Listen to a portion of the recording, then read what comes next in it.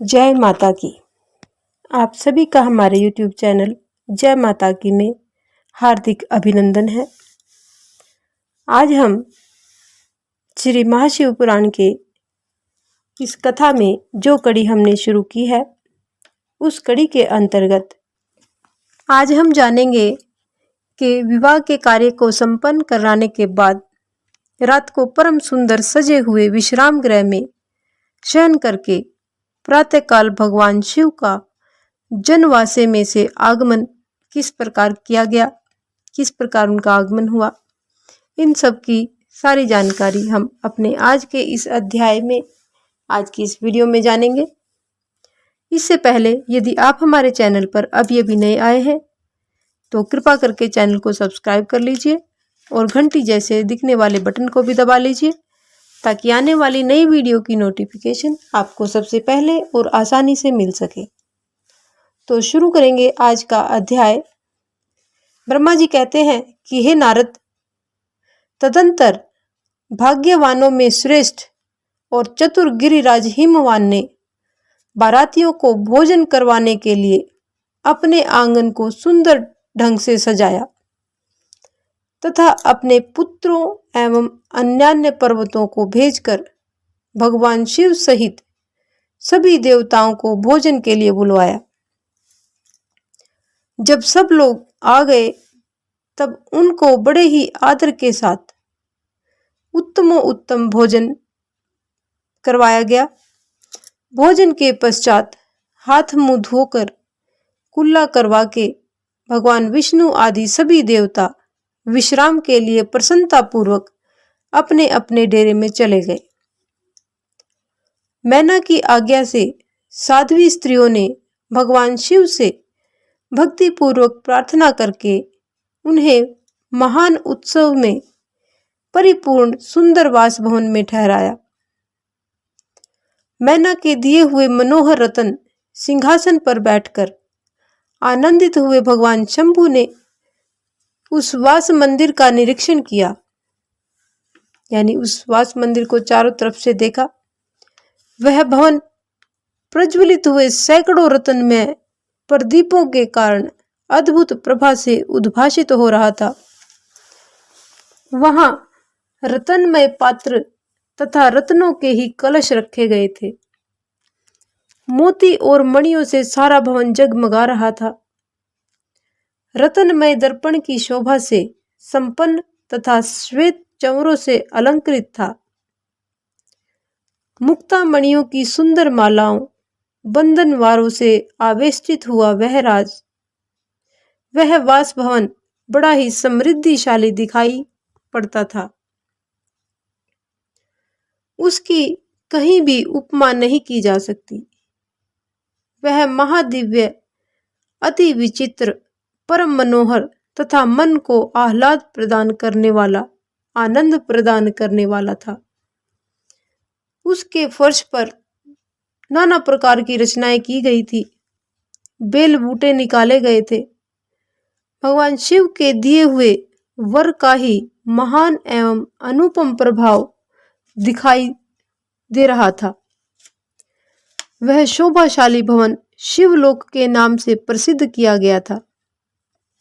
नाना प्रकार के सुगंधित श्रेष्ठ द्रव्यों से सुवासित तथा सुंदर प्रकाश से परिपूर्ण था। वहां चंदन और अगर की सम्मिलित खुशबू फैली हुई थी।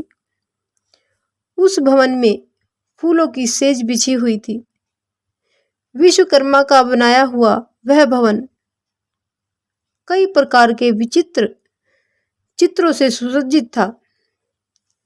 श्रेष्ठ रत्नों की सारभूत मणियों से निर्मित सुंदर हारों द्वारा उस वासगृह को अलंकृत किया गया था। उसमें विश्वकर्मा द्वारा निर्मित कृत्रिम वैकुंठ, ब्रह्मलोक, कैलाश, इंद्र भवन तथा शिवलोक आदि दिख रहे थे। ऐसे आश्चर्यजनक शोभा से संपन्न उस वास भवन को देखकर गिरिराज हिमालय ने प्रशंसा करते हुए भगवान महेश्वर बहुत ही संतुष्ट हुए। वहां अति रमणीय रत्न जड़ित उत्तम पलंग पर परमेश्वर शिव बड़ी ही प्रसन्नता के साथ लीला पूर्वक सोए। इधर हिमालय ने बड़ी ही प्रसन्नता के साथ अपने समस्त भाई बंधुओं एवं दूसरे लोगों को भोजन करवाया तथा जो कार्य शेष रह गए थे उन सभी को पूर्ण करवाया गया। शैलराज हिमालय इस प्रकार आवश्यक कार्यों में लगे हुए थे और प्रियतम परमेश्वर शिव शयन कर रहे थे। इतने में ही सारी रात बीत गई और प्रातः काल हो गया। प्रभात काल होने पर धैर्यवान और उत्साही पुरुष नाना प्रकार के बाजे बजाने लगे। उस समय श्री विष्णु आदि सभी देवता से आनंद उठे और अपने इष्ट देव देवेश्वर भगवान शिव का स्मरण करके वहां से कैलाश को चलने के लिए जल्दी जल्दी तैयार हो गए। उन्होंने अपने वाहन भी सुसज्जित कर लिए। तत्पश्चात धर्म को शिव के समीप भेजा।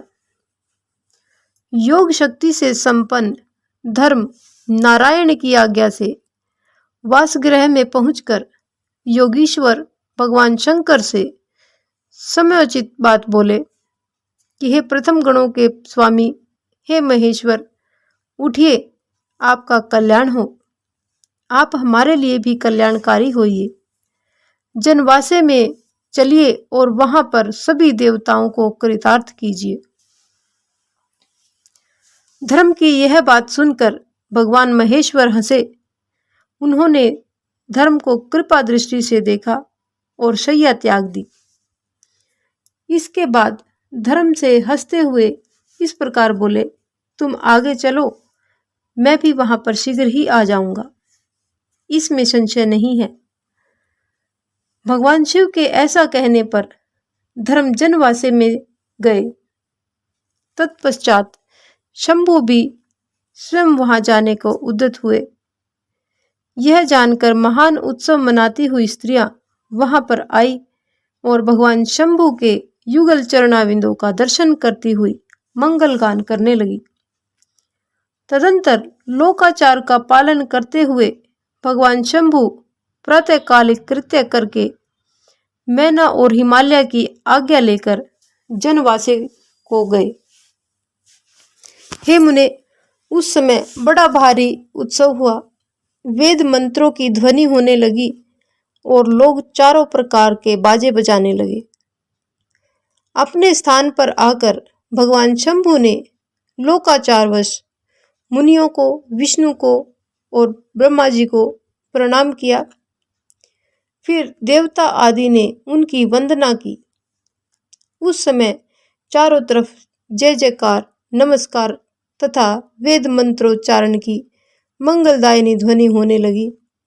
इससे सभी ओर कोलाहल छा गया। इस प्रकार आज का हमारा ये अध्याय 52वां अध्याय यहीं पर संपन्न होता है। इससे आगे की कथा हम अपने अगले अध्याय में करेंगे। यदि आपको हमारी ये कथा पसंद आए तो एक लाइक का बटन अवश्य दबाएं। इस प्रकार की और भी अन्य धार्मिक रोचक कथा कहानियों को जानने सुनने के लिए हमारे चैनल को लाइक करें, सब्सक्राइब करें और अपने मित्रों और प्रियजनों में आगे भी शेयर करते रहें। जय माता की।